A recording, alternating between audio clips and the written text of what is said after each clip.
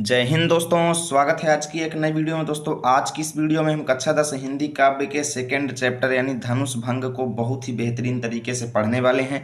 आप सभी को मैं नोट्स दिखा दूं। इस नोट्स में मैं आपको संदर्भ, प्रसंग, व्याख्या और साथ में काव्यगत सौंदर्य भी बहुत ही बेहतरीन तरीके से बताऊंगा। पहले मैं आपको बुक में व्याख्या अच्छे तरीके से समझाऊंगा, उसके बाद अपनी नोट्स में दिखाऊंगा कैसे आपको व्याख्या लिख करके अपनी नोट्स तैयार करना है। तो चलिए दोस्तों आज की इस वीडियो को शुरू करते हैं और चैप्टर को बहुत ही बेहतरीन तरीके से फिनिश करते हैं। तो यहाँ पे देखिएगा, इस चैप्टर के जो कवि हैं दोस्तों वो तुलसीदास जी हैं और यहाँ पे सीता स्वयंवर का वर्णन किया गया है या कह लो धनुष भंग का वर्णन किया गया है। ठीक है, तो चलिए शुरू करते हैं। उदित उदयगिरि मंच पर रघुबर बाल पतंग, बिकसे संत सरोज सब हर्षे लोचन भृंग। समझो, देखो उदित माने उदित हुए। उदित का मतलब क्या होता है? जैसे सुबह सूर्य उदित होते हैं, जैसे सुबह सूर्य भगवान निकलते हैं तो लोग कहते हैं सूर्योदय हो गया, अर्थात सूर्य भगवान का उदय हो गया। तो उदित का मतलब क्या हुआ? उदय होना। उदयगिरी का मतलब, गिरी माने पर्वत, उदय माने उदयाचल, तो उदयगिरी का मतलब क्या हुआ? उदयाचल पर्वत। तो ध्यान देना, उदयाचल पर्वत क्या है? देखो जहां पर सूर्य भगवान निकलते हैं ना, ऐसा माना जाता है कि वो उदयाचल पर्वत में सूर्य भगवान निकलते हैं। तो उदयगिरी का मतलब क्या हुआ? उदयाचल पर्वत। ठीक है, और मंच, मंच तो आप लोग जानते हैं स्टेज जिसको बोलते हैं। ठीक है, मंच, मंच पर रघुबर माने भगवान श्री राम, रघुवंश के श्रेष्ठ अर्थात भगवान श्री राम। बाल पतंग, बाल माने छोटा सा या बच्चा, पतंग माने सूर्य, पतंग माने सूर्य। तो यहाँ पे देखिएगा, यहाँ पे तुलसीदास जी ये कहते हैं कि देखिए स्वयंवर का मंच सजा हुआ था, सीता स्वयंवर का। ठीक है, और सभी राजा लोग वहां पे आके बैठे हुए थे। सभी राजा अपनी पूरी कोशिश कर चुके थे और सब हार चुके थे, यानी कोई भी उस धनुष को तोड़ने में सक्षम नहीं हुआ। तभी सभी लोगों को इंतजार था कि यार कोई तो ऐसा महापुरुष आए, कोई तो ऐसा महान व्यक्ति आए जो इस धनुष को तोड़ दे। ठीक है, तो ऐसे में जैसे ही भगवान श्री राम उस उदयाचल पर्वत रूपी मंच पर, उदयगिरी का मतलब क्या हुआ? उदयाचल पर्वत रूपी मंच पर, यानी जैसे ही उदयाचल पर्वत रूपी मंच पर भगवान श्री राम बाल सूर्य के रूप में उदित हुए। अब देखिए उस मंच को आप उदयाचल पर्वत समझ लो। ठीक है, और भगवान श्री राम को उदयाचल पर्वत में उगने वाला सूर्य समझ लो। जैसे सुबह सूर्य उगता है तो वैसे ही समझ लो कि उदयाचल पर्वत रूपी स्टेज पर भगवान श्री राम एक छोटे से सूर्य के रूप में वहां पे उदित हुए। तो इसका मतलब क्या हुआ? तुलसीदास जी ये कहते हैं कि उदयाचल पर्वत रूपी मंच पर भगवान श्री राम रूपी बाल सूर्य के उदित होते ही हुआ क्या वहां पे? हुआ यानी वहां पर ये हुआ कि विकसे माने विकसित हो गए, संत माने संत रूपी, संत यानी जितने भी सज्जन ऋषि मुनि बैठे हुए थे, यानी विकसित हो गए संत रूपी सरोज माने कमल। तो जैसे ही भगवान श्री राम वहां पे पहुंचे तो जितने भी संत रूपी कमल थे सब खिल उठे। विकसित माने खिल उठे। ठीक है, विकसित हो गए और सब माने सभी, हर्षे माने हर्षित हो गए, लोचन माने नेत्र, यानी सभी लोगों के नेत्र क्या हो गए? हर्षित हो गए, भृंग माने भौरा। तो इसको बना करके कैसे लिखेंगे? देखो यहाँ पे जैसे ही भगवान श्री राम, यहाँ पे भरपूर रूपक अलंकार है, समझिएगा। यानी उदयाचल पर्वत रूपी मंच पर छोटे बाल सूर्य के रूप में भगवान श्री राम के उदित होते ही वहां पर उपस्थित संत रूपी कमल जो हैं सभी खिल उठे और सभी लोगों के जो नेत्र रूपी भंवरे हैं ना, लोचन यानी नेत्र रूपी भंवरे, भृंग माने भंवरे, सभी लोगों के जो नेत्र रूपी भंवरे हैं ना वो हर्षित हो उठे। ठीक है, तो यानी कहने का मतलब क्या है? यानी तुलसीदास जी के कहने का मतलब ये है कि जैसे ही भगवान श्री राम वहां पे पहुंचे ना तो वहां पर जितने भी संत लोग बैठे हुए थे सब क्या हो गए? प्रसन्न हो उठे, विकसित हो उठे और सभी लोगों के नेत्र जो थे भगवान श्री राम के दर्शन करके हर्षित हो गए। ठीक है, तो अब यहाँ से यहाँ तक की व्याख्या कैसे लिखेंगे चलो मैं नोट्स में बता दूं ताकि आप सभी का एक एक डाउट क्लियर हो जाए। ठीक है, चलो देखिए आप लोगों को एक तरफ लिखना है उदित उदयगिरी यानी शुरू के 2 शब्द और एक तरफ लिखना है लोचन भृंग। ठीक है, अब परीक्षा में आपसे संदर्भ पूछा जाएगा तो संदर्भ भी लिख लीजिए। प्रस्तुत पद्यांश हमारी पाठ्य पुस्तक हिंदी के काव्य खंड में संकलित धनुष भंग शीर्षक से अवतरित है, जिसके रचयिता गोस्वामी तुलसीदास जी हैं। और ध्यान देना जहां जहां पे लाल पेन यूज हुआ है या कह लो गुलाबी पेन यूज हुआ है, कहीं पर भी आप गुलाबी पेन यूज नहीं करेंगे, काला पेन से लिखेंगे। ठीक है, प्रसंग हेडिंग डालकर लिख लीजिए प्रस्तुत दोहे में भगवान श्री राम के मंच पर चढ़ने का वर्णन किया गया है। व्याख्या में लिखेंगे उदयाचल पर्वत रूपी विशाल मंच पर भगवान श्री राम के बाल सूर्य रूप में चढ़ते ही वहां पर उपस्थित संत रूपी कमल खिल उठे और नेत्र रूपी भंवरे हर्षित हो गए। चलो अब इसका काव्यगत सौंदर्य हेडिंग डाल करके आप लोग लिख लीजिए, मैं अलग से बता देता हूँ। देखिए काव्यगत सौंदर्य इसी के नीचे जस्ट हेडिंग डाल लेंगे, ठीक है। और लिख लीजिए भाषा अवधि, शैली प्रबंध, गुण माधुर्य, रस श्रृंगार, छंद दोहा, अलंकार में अनुप्रास और कौन सा है रूपक, ठीक है। 2 अलंकार यहाँ पे, रूपक तो भरपूर है, खासकर रूपक लिखना मत भूलिएगा, ठीक है। चलो देखते हैं अब अगला देखिएगा यहाँ पे ठीक है। अगला है नपन केरी आशा निशिनासी, बचन नखत अवली न प्रकाशी, ठीक है। नपन माने राजाओं की, यानी जैसे ही भगवान श्री राम वहां पे पहुंचे, देखिए सभी राजाओं को इंतजार था कि यार, यानी सभी लोगों की आशा थी, यानी उम्मीद थी, सभी लोगों को उम्मीद थी कि कोई तो ऐसा आएगा जो इस धनुष को तोड़ेगा। यानी तो जैसे ही भगवान श्री राम वहां पे पहुंचे तो हुआ क्या कि नपन अर्थात राजाओं के माने की, आशा माने उम्मीद रूपी, निशि माने रात्रि, नासी माने नष्ट हो गई। यानी जैसे ही भगवान श्री राम वहां पे पहुंचे तो राजाओं की जो उम्मीद थी वो टूट गई, अर्थात राजाओं की उम्मीद रूपी रात्रि नष्ट हो गई, ठीक है। और जैसे ही रात्रि नष्ट हुई तो हुआ क्या कि बचन नखत अवली न प्रकाशी, बचन माने बाणी, नखत माने नक्षत्र किसको कहा जाता है? जैसे रात्र में आप देखते हैं तो आसमान में बहुत सारे तारे, सितारे, चंद्रमा वगैरह चमकते रहते हैं ना, तो इसी को नक्षत्र कहा जाता है। क्या कहते हैं? नक्षत्र। तो कहते हैं यानी कि राजाओं की आशा रूपी रात्रि नष्ट हो गई और बाणी रूपी नक्षत्र अर्थात तारों की, अवली माने पंक्ति जो है, न प्रकाशी, पंक्ति, अवली का मतलब क्या होता है? पंक्ति या कह लो समूह, न प्रकाशी मतलब प्रकाशित नहीं हुई, ठीक है। यानी जैसे ही भगवान श्री राम वहां पे पहुंचे तो इससे हुआ क्या कि राजाओं की उम्मीद रूपी रात्रि नष्ट हो गई। यानी जैसे ही भगवान श्री राम सूर्य के समान वहां पे उदित हुए तो भगवान श्री राम के तेज से, भगवान श्री राम के शरीर के इस प्रकाश से वहां पे जितनी भी लोगों की उम्मीद रूपी रात्रि थी वो नष्ट हो गई, ठीक है। रानी रात्रि जो है, उम्मीद सब लोगों की जो थी वो टूट गई और बाणी रूपी तारों की पंक्ति प्रकाशित नहीं हुई। अब बाणी रूपी तारों की पंक्ति प्रकाशित ना होने का मतलब ये है कि जितने भी तुच्छ राजा थे, ठीक है, वो सब यहाँ वहाँ हो गए, कोई भी दिखाई नहीं दिए, ठीक है। अब इसके बाद देखो, मानी माने अभिमानी या कह लो घमंडी, महिप माने राजा, यानी जितने भी घमंडी राजा थे, कुमुद माने कुमुदनी के फूल की भांति सकुचाने माने सकुचा गए। कहने का मतलब क्या है कि जितने भी घमंडी राजा थे, मानी महिप माने घमंडी राजा कुमुदनी के फूल की भांति संकुचित हो गए, सिकुड़ गए, ठीक है। और कपटी भूप यानी कपटी राजा, उलूक माने उल्लुओं की भांति, लुकाने माने लुक गए। यानी जितने भी लोग राजा घमंड करते थे वो कुमुदनी के फूल की भांति संकुचित हो गए, सिकुड़ गए, और कपटी राजा उल्लुओं की भांति लुक गए, ठीक है। और देखिए, भय विशोक कोक मुनि देवा, बरसहि सुमन जनावहि सेवा। अब यहाँ पे तुलसीदास जी कहते हैं कि जो कोक माने समूह, ठीक है, कोक माने समूह, मुनि माने मुनियों का, और देवों का, यानी देवताओं और मुनियों का जो समूह था वो क्या हो गया? भय विशोक। विशोक का मतलब ये होता है शोक रहित, चिंता रहित, दुख रहित, ठीक है।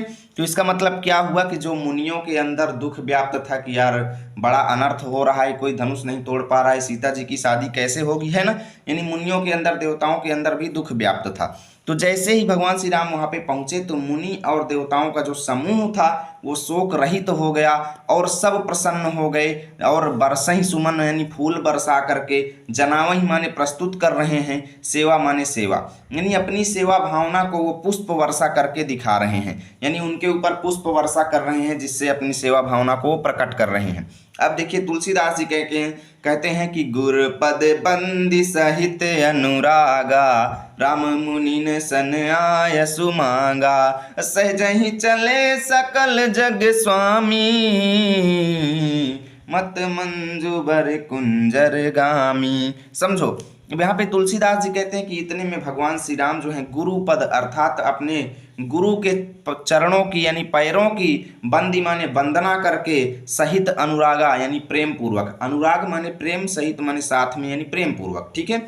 यानी इसके बाद भगवान श्री राम ने गुरु के चरणों की प्रेम पूर्वक वंदना करके फिर राम यानी भगवान श्री राम ने मुनिन यानी मुनियों से भी, मुनिन सन माने मुनियों से, आयस माने आज्ञा, मांगा माने मांगा। देखिए गुरु के तो चरणों की वंदना किया ही, प्लस साथ में वहां पे उपस्थित मुनियों से भी उन्होंने आज्ञा मांगी, ठीक है। उसके बाद सहजहि चले सकल जग स्वामी, इसके बाद सहजहि माने सहजता से, बड़े ही सरलता से, चले माने चले, सकल माने संपूर्ण, जग माने संसार के, स्वामी माने स्वामी। और उसके बाद भगवान श्री राम जो कि इस पूरे संसार के स्वामी हैं वो बड़े ही सहजता के साथ चले, ठीक है। और उनको देखकर तुलसीदास जी कहते हैं कि ऐसा लग रहा था जैसे कि मत माने मत वाला, मंजू माने सुंदर, वर माने श्रेष्ठ, कुंजर माने हाथी, गामी माने गमन कर रहा हो, चल रहा हो। और उनको देखकर ऐसा लग रहा था जैसे कोई बहुत ही श्रेष्ठ और महान मत वाला सुंदर हाथी जा रहा हो। ठीक है, अब आगे कहते हैं चलत राम सब पुर नर नारी, पुलक पूरी तन भय सुखारी। अब यहाँ पे देखिए तुलसीदास जी कहते हैं कि जैसे ही भगवान श्री राम आगे बढ़े यानी चले, तो सब पुर यानी वहाँ पे उपस्थित, पुर माने पूर्वा, पूर्वा का मतलब कि आसपास के जो इलाके के लोग आके वहाँ पे बैठे हुए थे, नर नारी माने स्त्रियां और मनुष्य, यानी सभी लोग जितने भी थे वो क्या हो गए, पुलक पूरी माने पुलक माने पुलकित तो हो गए, और उनका पूरी तन माने पूरा शरीर जो है, पूरी तन माने पूरा शरीर, भय माने हो गया, सुखारी माने सुखी। यानी जैसे ही भगवान श्री राम आगे चले ना, तो वहाँ पे आए हुए जो आसपास के इलाकों के सब लोग थे उनका पूरा शरीर पुलकित हो गया और उनका पूरा तन जो है सुख महसूस करने लगा। ठीक है, और वंदी पितर सुर सुकृत संभारे, जौ कछु पुण्य प्रभाव हमारे। अब यहाँ पे सीता जी की स्थिति का वर्णन करते हुए तुलसीदास जी कहते हैं, सीता जी की स्थिति का वर्णन करते हुए तुलसीदास जी कहते हैं कि सीता जी, दूसरी तरफ सीता जी जो हैं बंदी माने वंदना करती हैं, पितर माने पूर्वजों की, यानी अपने पूर्वजों की वंदना करती हैं, और सुर माने देवताओं की भी वंदना करती हैं, और अपने पुण्य कार्यों को, सुकृत माने पुण्यों को, संभारे माने याद करती हैं, यानी अपने पुण्य यानी जो उन्होंने जीवन में कुछ पुण्य किए हैं उनको याद करती हैं, और याद करते हुए कहती हैं कि हे ईश्वर, जो कछु पुण्य प्रभाव हमारे, यानी अगर हमारे पुण्यों का कोई भी प्रभाव हो, यानी जो कुछ हमने किया है, जो हमने अच्छे कार्य किए हैं, अगर उनका कुछ प्रभाव हो, तव माने तो, ये शिव धनु माने शंकर जी का जो धनुष है,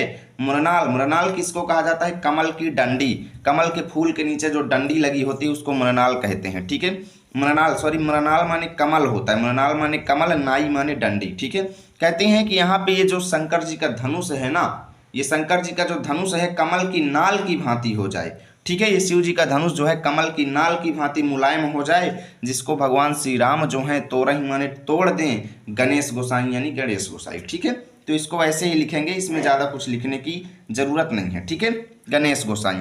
अब यहाँ पे गणेश गोसाई का मतलब ये है कि गणेश भगवान से प्रार्थना कर रही हैं। ठीक है ना, तो अब यहाँ से लेकर के यहाँ तक का आप लोग कैसे लिखेंगे, चलो मैं इसको भी अच्छे से आप लोगों को बता देता हूँ। ठीक है, ताकि आप सभी का जो कुछ भी थोड़ा बहुत डाउट हो वो एकदम क्लियर हो जाए। तो देखिए, आप लोग एक तरफ लिखेंगे नपन केरी, दूसरी तरफ गणेश गोसाई।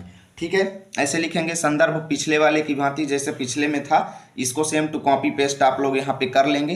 प्रसंग भी पिछले वाले जैसा सेम टू सेम रहेगा।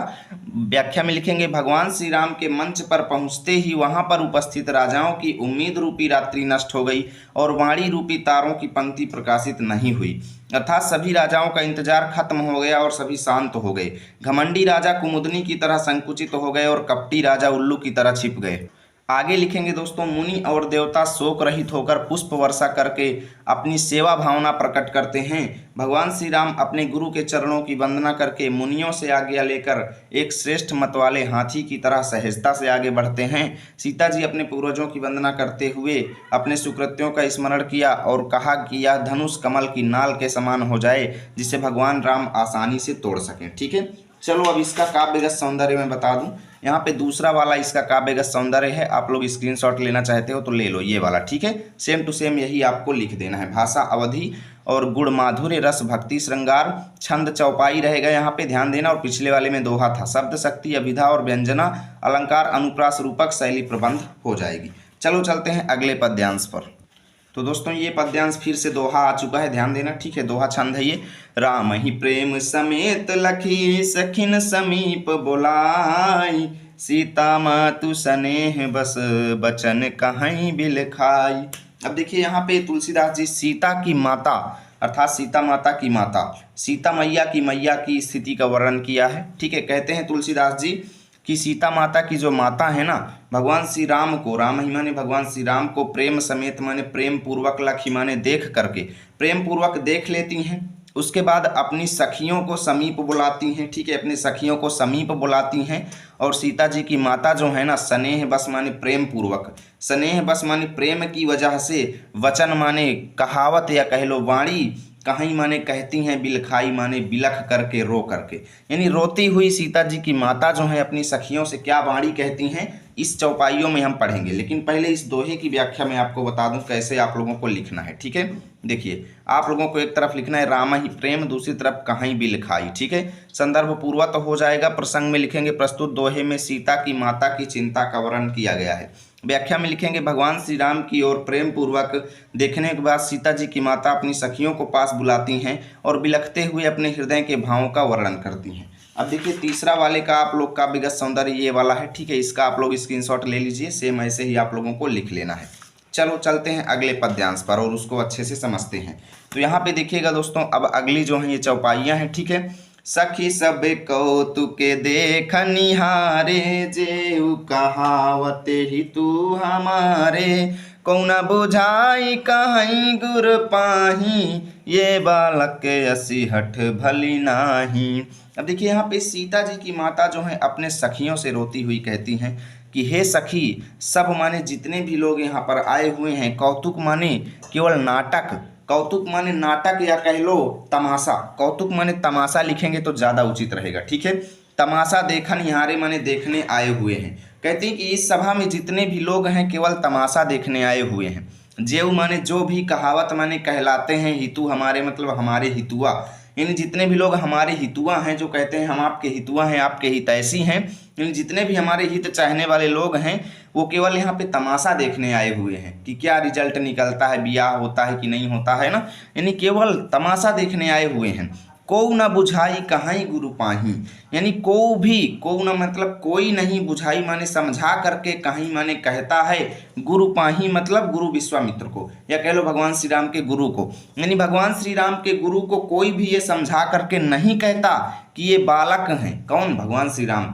कोई मतलब ये समझा करके नहीं कहता कि ये बालक हैं, और असी माने ऐसा हठ करना भली नाही मतलब अच्छा नहीं है, यानी ये बालक हैं और इनके द्वारा इस धनुष को तोड़ना ये अच्छा नहीं है, क्योंकि ये धनुष को नहीं तोड़ पाएंगे, ये कोमल से मुलायम से बालक हैं और ये इतने बड़े धनुष को कहाँ तोड़ पाएंगे। ठीक है, और आगे कहती है रावण बाण छुआ नहीं चापा, हारे सकल भूप करिदापा।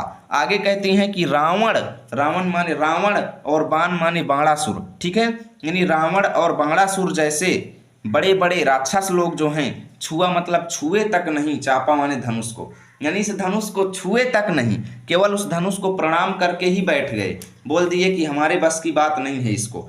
और हारे सकल भूप करिदापा, भूप माने राजा, सकल माने सभी, यानी सभी देशों के आए हुए राजा जो हैं, हारे मतलब हार गए, करिदापा मतलब घमंड करके, यानी घमंड करके सभी राजा हार गए, और सो धनु राजकुंवर कर देही, और उसी धनुष को, सो धनु माने उसी धनुष को राजकुंवर यानी इन भगवान श्री राम के हाथों, कर माने हाथों में, देही माने दे रहे हैं, उसी धनुष को इनके हाथों में दे रहे हैं। बाल मराल की मंदर ले ही, अब इनको कौन समझाए कि क्या बाल मराल, मराल माने हंस का, बाल माने बच्चा, अब इनको कौन समझाए कि हंस का बच्चा जो है मंदर माने मंदराचल पर्वत को ले ही माने उठा सकता है। क्या कभी हंस का बच्चा मंदराचल पर्वत को उठा सकता है? नहीं उठा सकता। ठीक है ना, मंदराचल पर्वत क्या है आप लोग इसके बारे में डिटेल में जानकारी सर्च कर सकते हैं। ठीक है ना, और यहाँ पे अगर डिटेल ज़्यादा करेंगे तो वीडियो बड़ी हो जाएगी, यानी इनको कौन समझाए, और फिर ज़्यादा डिटेल में आपको लिखना भी नहीं है, बस ऐसे लिख नहीं, इतने बड़े बड़े आपको 2-2 पेज व्याख्या हो जाएगी। ठीक है ना, यहाँ की आपको मतलब इनको कोई नहीं समझाता कि ये हंस के बच्चे जो हैं मंदराचल पर्वत को उठा पाएंगे, अर्थात नहीं उठा पाएंगे। ठीक है, अब आगे देखिए भूप सयानप सकल सिरानी, सखी विधि गति कछु जाति न जानी, यानी वो सीता जी की माता कहती हैं कि राजा जनक जो हैं अपने आप में बहुत समझदार हैं, सयाने हैं। ठीक है ना, यानी आज उनकी भी, यानी भूप अर्थात राजा जनक का सयानापन जो है, सयानप माने सयानापन अर्थात समझदारी, सकल माने संपूर्ण, सिरानी माने चली गई है, यानी आज उनकी भी समझदारी पूरी दूर हो गई है। और कहती हैं हे सखी, विधि माने विधाता की, गति कछु जात न जानी, अर्थात परमेश्वर की स्थिति के बारे में कुछ समझ में नहीं आ रहा है कि विधाता करना क्या चाहते हैं। हे सखी, विधि माने परमात्मा की, गति माने स्थिति, कछु माने के बारे में, जाति न जानी अर्थात कुछ समझ में नहीं आ रही है कि आखिर वो करना क्या चाहते हैं आज। ठीक है ना, और बोली चतुर सखी मृदुबानी, तेजवंत लघु गणीय न रानी, तभी वो चतुर माने समझदार, होशियार सखी जो है मीठी वाणी में बोलती हैं, कहती हैं हे रानी, हे रानी, रानी यहाँ से लीजिए, हे रानी ये तेजवंत हैं, ये तेजवान हैं, इनको लघु माने छोटा, ना माने नहीं, गणिये माने गिनिए, अर्थात ये तेजवान हैं, इनको छोटा मत समझिए। हे रानी ये तेजवान हैं, इनको छोटा मत समझिए। और आगे कुछ एग्जाम्पल देते हुए वो समझाती हैं, कहाँ कुंभज कहाँ सिंधु अपारा, सो से सुजसु सकल संसारा, रवि मंडल देखत लघु लागा, उदयता सुत्रिभुवन तम भागा। अब वो समझाती हुई कहती है, वो सखी जो है सीता जी की माता को समझाती हुई कहती है कि कहाँ कुंभज माने घड़े से उत्पन्न होने वाले महर्षि अगस्त्य, कहाँ घड़े से उत्पन्न होने वाले महर्षि अगस्त्य जो हैं, और कहाँ सिंधु माने समुद्र, अपार माने अपार। अब देखिए महर्षि अगस्त्य के बारे में ऐसा कहा जाता है कि उन्होंने समुद्र को सोख लिया था पूरा, यानी पूरे समुद्र को वो पी गए थे, ठीक है ना। तो रानी वो सखी जो है एग्जाम्पल देते हुए कहती है कि कहाँ कुंभज यानी घड़े से उत्पन्न होने वाले अगस्त्य ऋषि, और कहाँ ये अपार समुद्र, परंतु देखो उन्होंने अपने यश से, सुजस माने अपने यश से, सोसे माने सोख लिया था, सकल माने संपूर्ण, यानी इस समुद्र को उन्होंने अपने यश से अच्छे तरीके से इस पूरे समुद्र को पी गए थे, ठीक है ना। और तुम यहाँ पर इनको छोटा समझ रही हो। आगे कहती हैं, रवि मंडल देखत लघु लागा, और ये रवि माने सूर्य मंडल, यानी ये जो आकाश मंडल देखने में, सूर्य मंडल माने आकाश तारे जो दिखाई देते हैं, यानी ये सूर्य मंडल जो है देखने में छोटा लगता है। देखत लघु लागा अर्थात देखने में छोटा लगता है, परंतु जैसे ही सूर्य भगवान उदित होते हैं ना, वैसे ही तासु, उदय तासु माने उनके उदित होते ही, यानी सूर्य भगवान के उदित होते ही त्रिभुवन माने तीनों लोकों का, तम माने अंधकार, भागा माने भाग जाता है। यानी कि जैसे ही सूर्य भगवान उदित होते हैं तो तीनों लोकों का अंधकार दूर हो जाता है, और देखने में ये कितना छोटा लगता है, ठीक है। तो चलो अब यहाँ से लेकर के यहाँ तक का पूरा मैं आपको अच्छे से बताता हूँ। तो देखिए दोस्तों, आप लोगों को एक तरफ लिखना है सखी सब, दूसरी तरफ तम भागा। सॉरी दोस्तों, यहाँ पे माफ़ी चाहूँगा, यहाँ पे पानी गिर गया था जिससे ये मेरी नोट्स बह गई है, देख सकते हो, है ना, लेकिन हो गया, फिर भी आपको समझ में आएगा, अच्छे से लिख लीजिए। संदर्भ पहले की भांति, प्रसंग पहले की भांति, व्याख्या में लिखेंगे, सीता जी की माता अपनी सखी से कहती हैं कि जितने भी हमारे हितैषी लोग हैं एक नाटक अर्थात तमाशा देखने आए हैं। श्री राम के गुरु को कोई समझाता नहीं है कि वो बालक हैं और उन्हें बाण देना सही नहीं है, क्योंकि उस धनुष को रावण और वाणासुर जैसे योद्धा स्पर्श नहीं कर सके, और सभी राजा घमंड करके हार गए, ठीक है। उसी धनुष को राम को देना गलत है, क्योंकि हंस का बच्चा कभी भी मंदराचल पर्वत को नहीं उठा सकता। राजा जनक की संपूर्ण बुद्धि भ्रष्ट हो गई है, और सखी भगवान की गति को कुछ कहा नहीं जा सकता। तभी दूसरी सखी माता जी को समझाती हुई कहती हैं कि हे माता, ये तेजवान हैं, इन्हें छोटा मत मानिए। जिस प्रकार महर्षि अगस्त्य अपार समुद्र को शोषित कर लिए और सूर्यमंडल देखने में छोटा लगता है, लेकिन सूर्य के उदित होते ही तीनों लोकों का अंधकार भाग जाता है, ठीक है। चलो चौथा है इसका काव्यगत सौंदर्य, लिख लीजिए, स्क्रीनशॉट आप लोग ले लीजिए। भाषा अवधि, शैली प्रबंध, गुण माधुर्य, रस वात्सल्य, छंद, चौपाई, अलंकार, अनुप्रास, रूपक, ठीक है। चलो चलते हैं अगले पद पर। मंत्र परम लघु जासु बस, विधि हरिहर सुर सर्व, महामत गजराज कहूँ बस कर अंकुश खर्ब। समझो, अब यहाँ पे वो रानी एक एग्जाम्पल और देते हुए कहती है, लेकिन ये वाला दोहा छंद में है, ठीक है। समझाती है कि हे रानी, हे माता जी, ये मंत्र जो है परम माने अत्यधिक, लघु माने छोटा होता है। मंत्र देखने में कितना छोटा होता है, 1-2 लाइन का मंत्र होता है जिसे कोई भी पढ़ देता है, यानी मंत्र जो है देखने में अत्यधिक छोटा लगता है।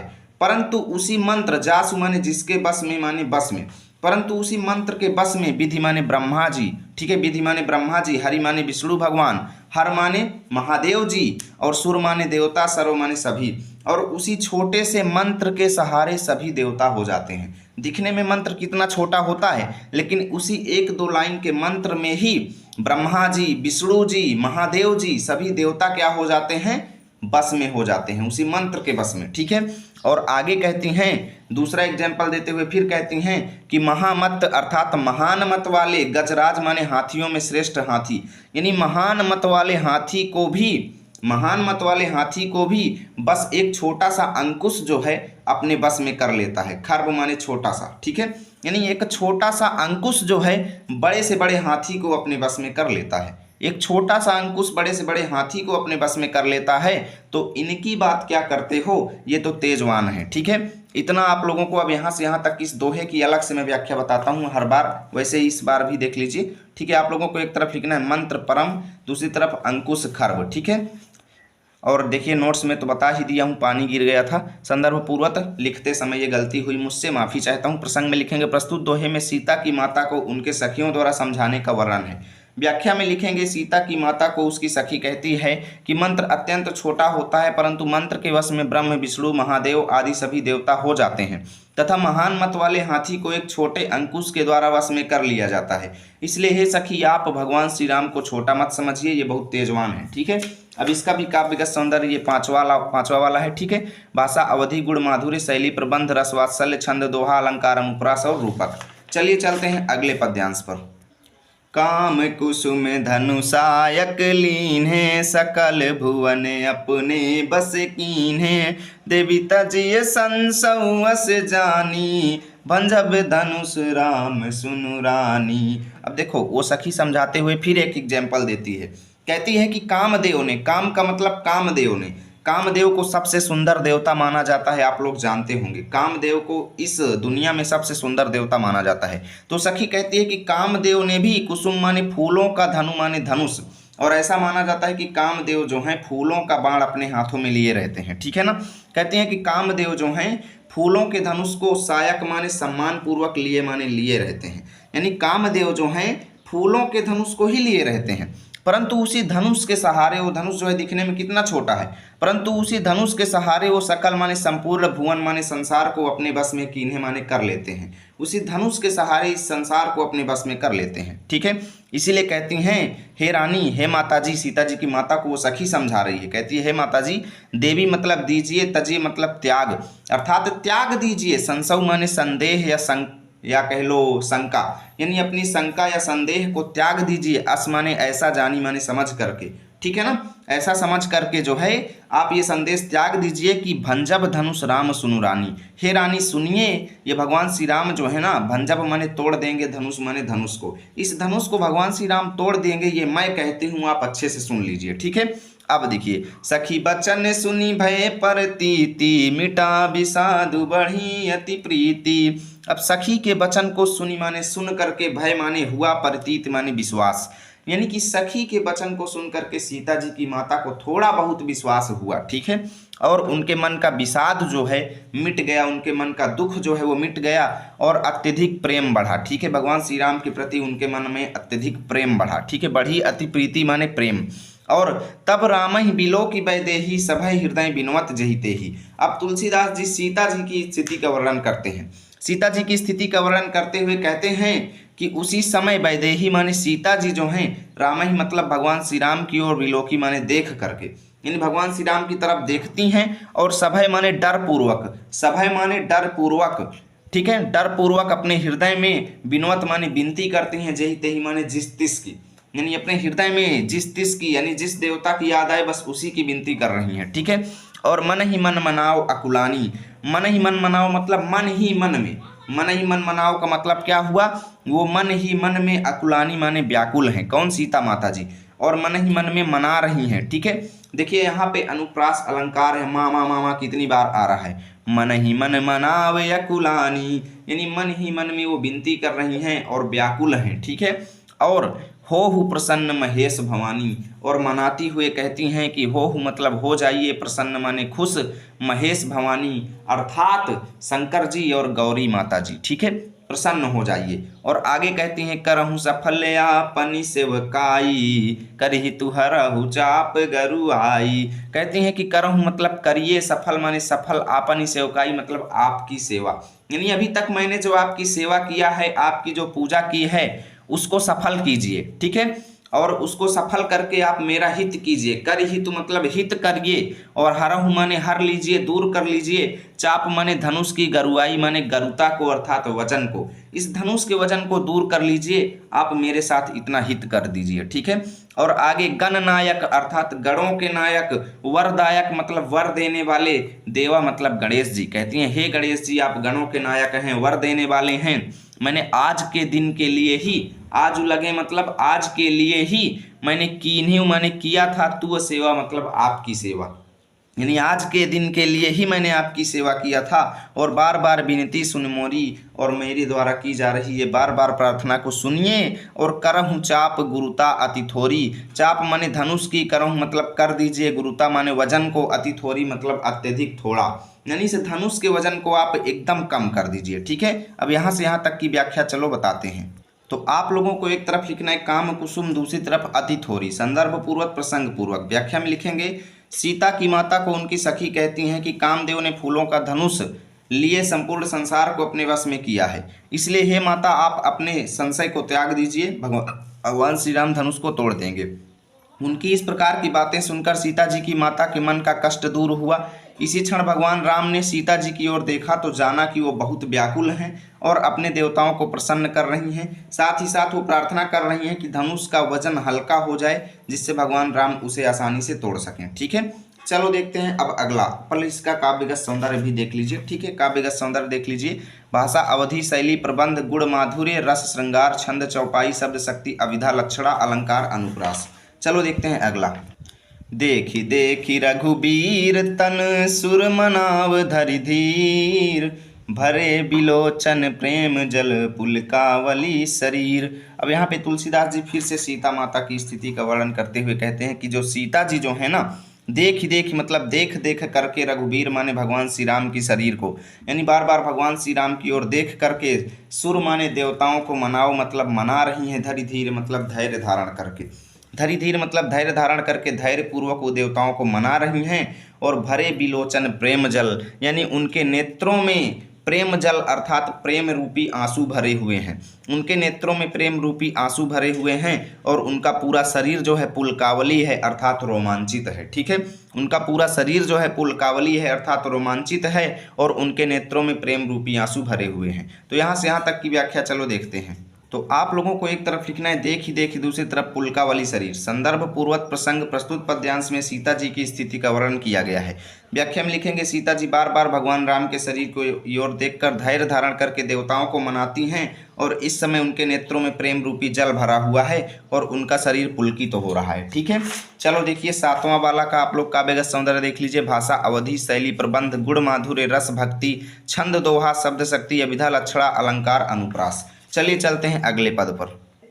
नीके, नीके का मतलब अच्छी तरह से। ठीक है, नीके का मतलब अच्छी तरह से, निरखी माने देख करके, नयन माने नेत्रों की, भरी शोभा माने सुंदरता से भरे हुए। अब देखिए यहाँ पे तुलसीदास जी कहते हैं कि सीता जी जो हैं भगवान श्री राम के, ठीक है, भगवान श्री राम के जब नेत्रों को देखते हैं जो कि सुंदरता से भरे हुए हैं। ठीक है, यानी सीता जी जो हैं भगवान श्री राम के सुंदरता से परिपूर्ण नेत्रों को देखती हैं तो अत्यधिक प्रसन्न होती हैं। ठीक है, परंतु जब वो पिता के पनु माने प्रण को, यानी पिताजी द्वारा लिए गए प्रण को सुमिरी माने याद करती हैं। ठीक है, यानी पिताजी द्वारा लिए गए प्रण को याद करती हैं तो बहुरी माने बहुत ज़्यादा, मन माने मन में, क्षोभा माने कष्ट उत्पन्न होता है, तो उनके मन में अत्यधिक दुख उत्पन्न होता है। और उसके बाद वो मन ही मन सोचती हैं कि आहा माने आहा या कह लो हाय। ठीक है, तात माने पिताजी ने, दारुणी माने कठोर, हठ माने हठ, ठानी माने ठान लिया है।